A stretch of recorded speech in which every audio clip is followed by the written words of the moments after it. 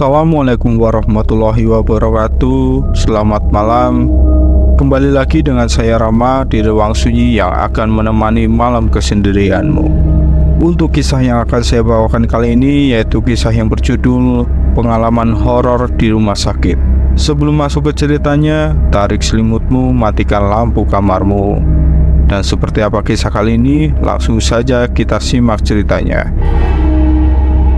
Panasnya sinar matahari menyapu langit siang itu. Rina duduk di ruang kerjanya dengan ekspresi wajah yang tampak kelelahan. Meski tengah tidak enak badan, ia tetap bersemangat memberikan pelayanan terbaik bagi pasien-pasiennya. Berbagai macam suara dari peralatan medis menjadi latar belakang kehidupannya. Tengah hari itu, kepergiannya ke lantai 4 menjadi momen yang berbeda. Rina merasakan kekosongan di perutnya. Dia merasa sangat lapar. Meskipun badannya terasa sakit, Rina begitu merasa lapar sehingga dia harus ke lantai 4 untuk ke kantin. Karena lift sedang diperbaiki, dengan langkah yang pelan, Rina menaiki tangga dengan hati-hati. Keringat dingin menempel di dahinya dan napasnya terasa agak tersengal.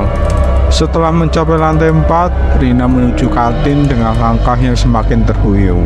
Sederetan pilihan makanan menggoda mata Rina, namun matanya tertuju pada gado-gado spesial yang terpampang di sebuah rak. Rina duduk di salah satu sudut kantin menyantap makanannya dengan penuh nikmat. Meski badannya masih terasa kurang bertenaga, senyum kepuasan tergambar di wajahnya. Ia merasakan betapa pentingnya menjaga kesehatan, terutama bagi seorang bidan yang memiliki tanggung jawab besar. Setelah selesai menyantap makan siang, Rina melangkah keluar dari kantin dengan hati yang lebih lega. Meskipun masih terasa kurang enak badan, makanan itu memberikan energi lebih. Saat berjalan di lorong lantai 4, Rina mencium semerbak wangi melati yang menguat dari depan kamar 403.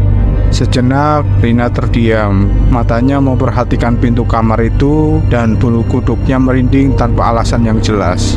Suasana di sekitarnya terasa sunyi dan sepi, membuat lorong tersebut menjadi semakin hening. Rina merasa sesuatu yang tidak biasa, namun ia mencoba meredakan rasa takutnya dengan mencari logika di balik keadaan tersebut. Rina memutuskan untuk melihat sekitar. Ia mencari tahu apakah ada pasien atau petugas medis yang sedang berada di dekatnya. Namun yang terlihat hanya lorong yang sepi tanpa adanya seseorang.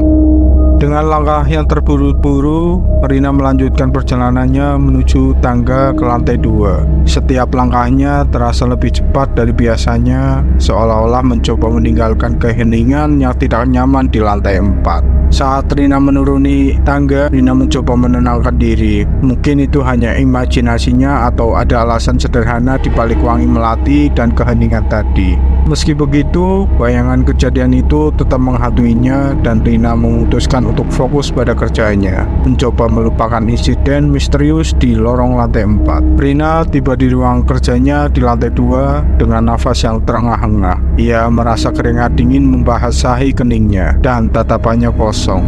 Reva, seorang teman kerjanya yang duduk di meja sebelah, menyadari perubahan Rina. "Rina, apa yang terjadi?" tanya Reva dengan kekhawatiran di matanya.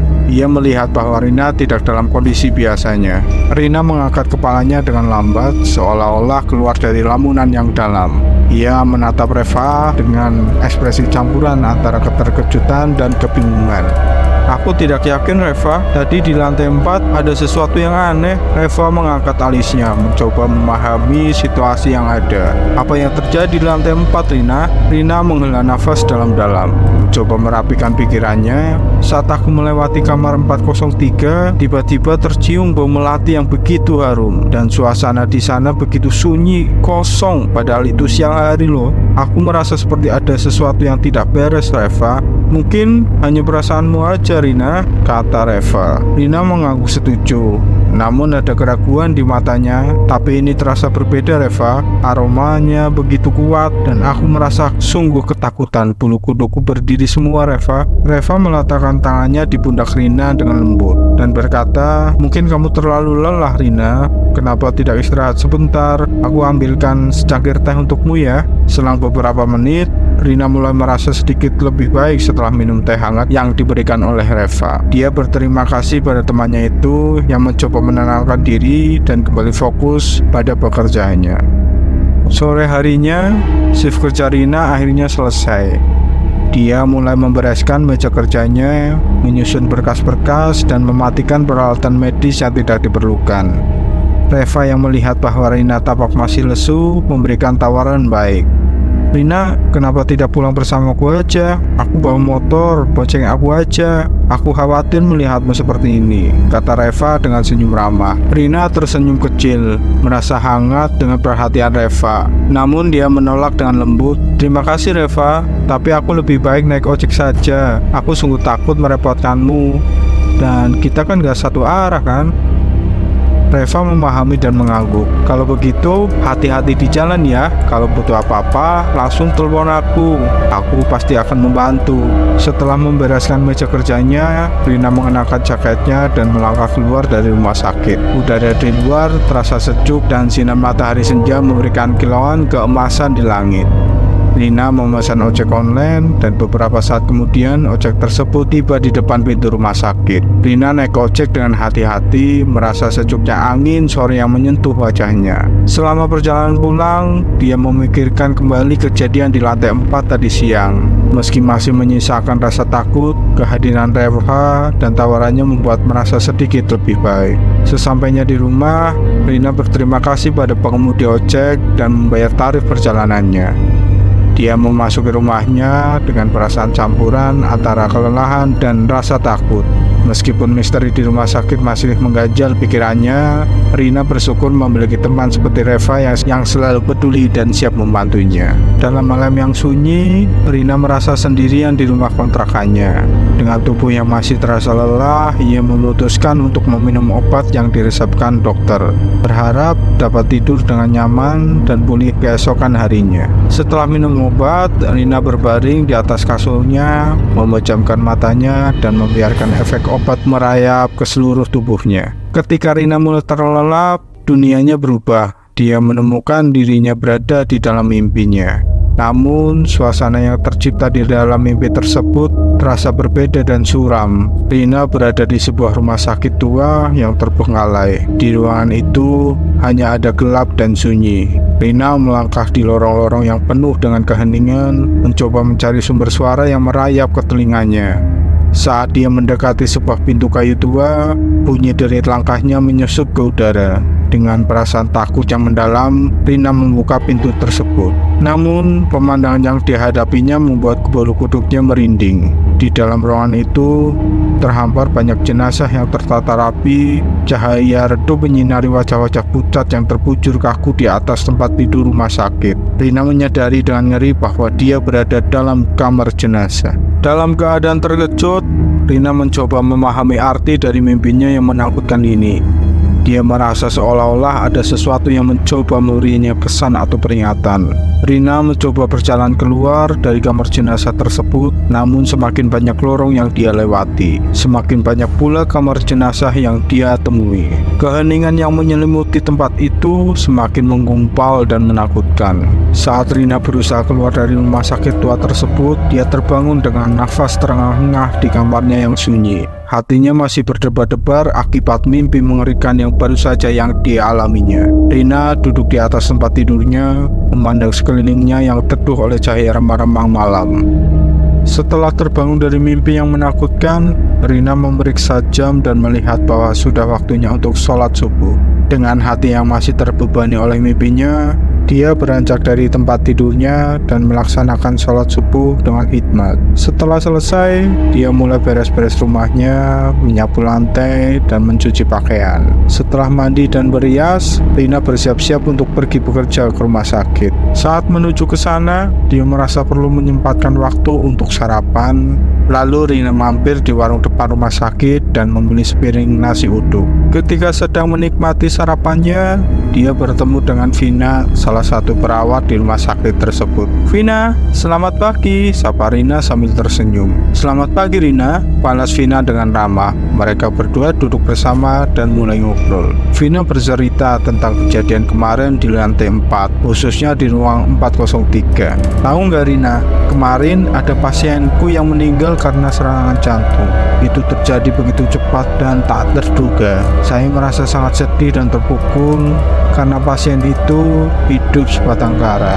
Rina terkejut mendengar cerita Vina dan matanya membulat ketika Vina menyebutkan ruang 403 di lantai 4. Ingatannya akan mimpi mengerikan dan wangi melati yang dia cium saat melewati kamar tersebut kembali menghantuinya. "Rina, apa kamu baik-baik saja?" tanya Vina melihat wajah Rina yang tercengang. "Ya Vina, aku baik-baik aja." Setelah mengobrol sejenak, Rina dan Vina berpisah untuk melanjutkan tugas masing-masing di rumah sakit. Rina sampai di ruang kerjanya dan melihat Reva yang sudah datang duluan, sedang duduk di meja kerjanya sambil membereskan berkas-berkasnya. Rina tersenyum dan menyapa, "Selamat pagi Reva." Reva mengangkat wajahnya dengan senyum ramah. "Selamat pagi juga Rina. Bagaimana keadaanmu hari ini?"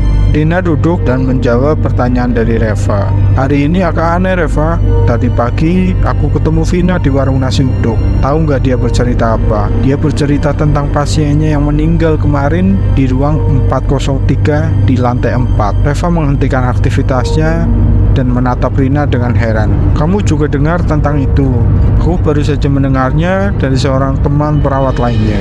Rina mengangguk. "Iya, Vina tadi bercerita bahwa pasiennya meninggal karena serangan jantung. Yang membuatku terkejut itu terjadi di ruang 403. Reva tampak memikirkan cerita itu sejenak. Lalu dia berkata, "Ini sungguh aneh Rina. Kemarin kamu juga bercerita kan, kamu mencium bau melati di ruang 403. Rina mengangguk mengenang kejadian itu. "Ya benar, itu membuatku merasa aneh." Keduanya terdiam sejenak. Mereka saling bertatapan, mencoba mencerna apa yang terjadi dan mereka dengar barusan. Kesamaan antara kejadian yang dialami Rina dan cerita Vina tentang kematian pasien di ruang 403 membuat suasana ruangan terasa tegang. Namun tanpa sepatah kata pun, Rina dan Reva memutuskan untuk melanjutkan pekerjaan mereka. Siang hari yang cerah, Rina dan Reva menerima perintah dari kepala bagian untuk mengambil berkas administrasi di lantai 5. Keduanya naik lift bersama, dan saat pintu lift terbuka di lantai tersebut, Rina kembali mencium aroma melati yang kini semakin kuat. Rina terdiam sejenak, lamunannya terusik oleh kehadiran wangi yang familiar tersebut.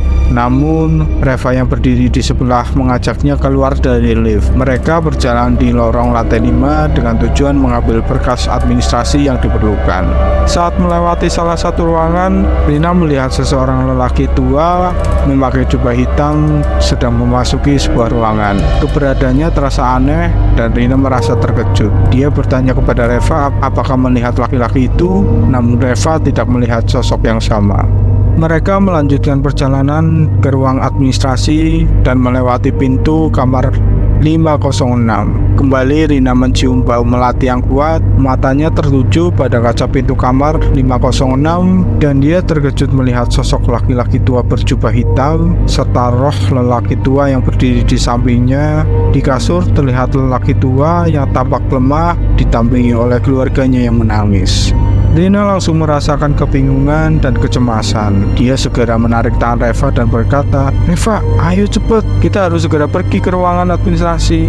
Ada sesuatu yang tidak beres di sini." Reva meskipun bingung mengikuti langkah Rina dengan cepat. Mereka bergegas meninggalkan lorong menuju ruang administrasi. Di dalam ruang administrasi, suasana terasa tegang setelah kejadian misterius di lantai 5. Reva yang merasa kesal dan penasaran menanyakan tentang apa yang terjadi. Rina mencoba menjelaskan secara berhati-hati tentang sosok laki-laki tua yang dilihatnya di lantai 5 serta peristiwa di ruang 506. Namun Reva menggelengkan kepala dengan nampak tidak percaya. "Rina, aku tidak melihat apapun di sana. Apakah kamu yakin itu semua nyata?" tanya Reva. Rina merasa berkeringat dingin mencoba meyakinkan Reva bahwa apa yang dia lihat bukanlah khayalan. Reva yang peduli dengan temannya memberikan segelas air putih untuk menenangkan Rina. Setelah mengambil berkas, Reva mengajak Rina untuk turun ke lantai 2. Namun, Rina masih merasa takut dan ragu-ragu. Meskipun dia tahu bahwa dia harus melanjutkan pekerjaannya, bayangan kejadian di lantai 5 masih menghantuinya. Setelah beberapa saat, akhirnya mereka berkeluar dari ruang administrasi. Saat melangkah di lorong rumah sakit, mereka melihat pintu ruang 506 terbuka. Di dalam tampak seorang perawat dan keluarga pasien yang menangis. Rina dan Reva terdiam melihat pemandangan itu. Reva kemudian menghampiri Rina dan mengatakan dengan lembut, "Rina, mungkin apa yang kamu lihat tadi adalah malaikat maut?" Apa yang akan terjadi oleh Rina dan Reva? Ada misteri baru di rumah sakit itu. Apakah itu malaikat maut atau hanya roh biasa? Saksikan kisah selanjutnya di bagian ketiga.